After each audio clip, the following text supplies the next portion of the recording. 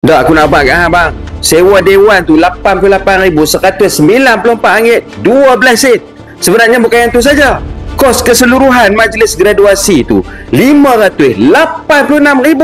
Apa benda yang sampai lebih setengah juta ni? Sebenarnya kos lebih setengah juta ni adalah Sada buat julung kalinya menganjurkan majlis graduasi, pengurus kanan dan wilayah, eksekutif dan eksekutif kanan dia, serta para perantis sijil SKM di UUM. Jadi program ni untuk meraihkan staf-staf Sada ni yang berjaya menamatkan pembelajaran mereka yang di pelbagai peringkat tadi ni. Seramai 312 orang yang terlibat untuk sambung pelajaran mereka di UUM. Weh, bukan sikit-sikit. UUM balas duit Sada ni lebih setengah juta. Tapi hampa tengoklah perangai mereka ni.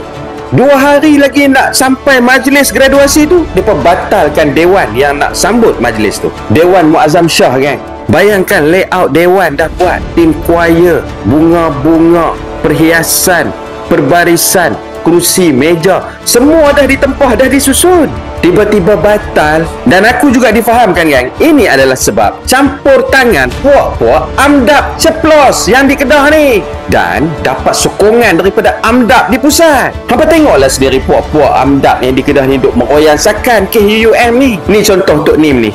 Dia suruh pergi cari dewan lain. Hang ni bodoh ke apa tu Nim? Staff-staff tu nak grad daripada UUM. Kenapa yang nak grad di UUM kena pergi cari dewan lain pula? Last pergi buat majlis graduasi dekat Dewan Kenduri kat Titi Gajah tu. Majlis graduasi woi.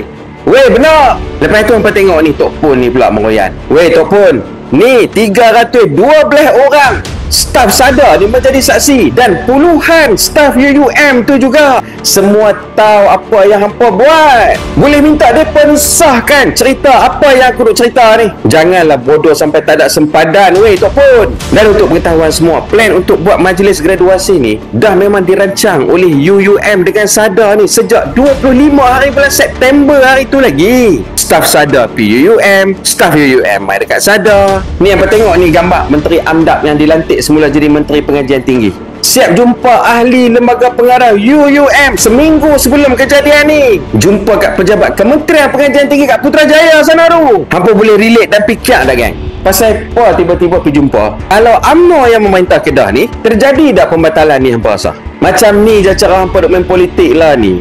Hampa rasa rakyat Kedah nak bagi ke dekat hampa Kedah ni? Dengan sama-sama Melayu kita bukan main cengeng. Dengan puak-puak DAP, hampa benik kuih kecil telur. Faham tak gitu? Hadam baik-baik weh puak-puak AMDAP. Apa punya puak?